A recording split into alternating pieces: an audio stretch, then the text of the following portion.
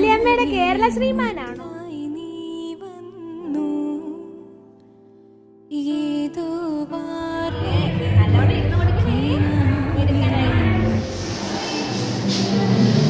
കയ്യില് നോക്ക്.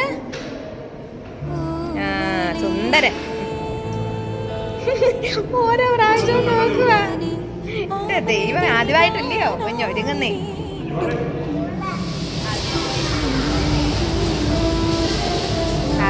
മാവേ അനങ്ങല്ലേ. നിന്റെ അനിയമാവയാടാ. കൊള്ളാവോ താല്യപ്പെട്ടത്?